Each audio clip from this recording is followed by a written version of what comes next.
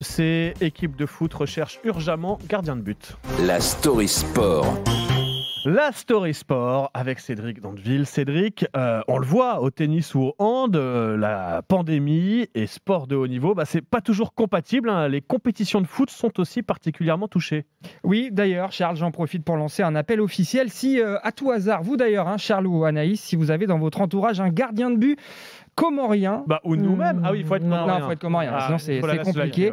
Ouais. Si c'est le cas, envoyez votre CV ou appelez-nous de toute urgence. Je passe cette annonce pas pour moi personnellement, mais parce que l'équipe nationale des Comores est dans la panade, il faut le dire. Ce soir, elle affronte le Cameroun en 8e de finale de la Coupe d'Afrique des Nations.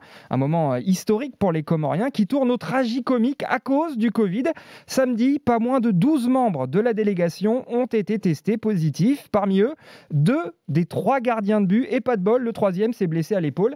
Vous avez fait les calculs, 3-3, il n'y a plus aucun gardien apte à jouer. Du coup, l'entraîneur des gardiens, le français Jean-Daniel Padovani, doit trouver des volontaires parmi les joueurs normaux, les joueurs de champ. On a eu des potentiels gardiens. Voilà, c'est assez cocasse, on rigole. C'est assez cocasse parce qu'on préfère le prendre comme ça. On ne l'a pas encore déterminé. Et de toute façon, même si on l'avait déterminé, je ne le dirais pas.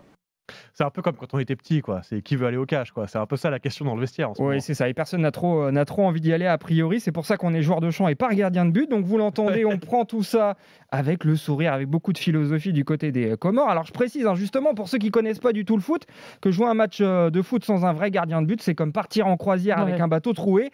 C'est très mal embarqué. Jouer à 10 contre 11, d'accord, c'est compliqué mais ça se fait. Alors qu'arriver sans un vrai gardien de but, c'est mission impossible. Gardien, c'est vraiment un métier à part. On a bien compris, mais surtout comment ça se fait? Comment on en est arrivé là? Et est-ce qu'on ne devrait pas plutôt annuler le match?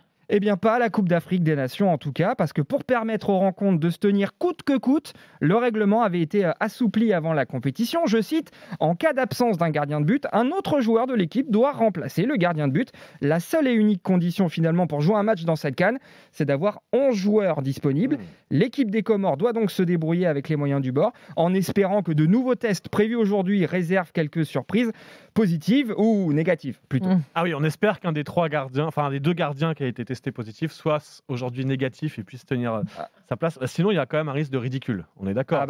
Pour l'ensemble de la compétition en général, pour le sérieux de la compétition, c'est clair que c'est compliqué. C'est déjà arrivé dans le foot sur des fins de match, un penalty, un gardien expulsé, quelques minutes, un joueur de champ qui le remplace. On a déjà vu des images comme ça, mais quelques minutes. Là, ça arrive. Là, ce soir, le Cameroun, ils savent qu'en face, ils n'ont pas un vrai gardien, ils vont tirer à tout bout de champ. Voilà. Ça va faire but une fois sur 3. Ouais, donc il y a risque de ridicule si on en arrive là. Et on va suivre aujourd'hui, évidemment, sur RMC, cette Coupe d'Afrique des Nations en général, et particulièrement ce 8e entre les Comores et le Cameroun.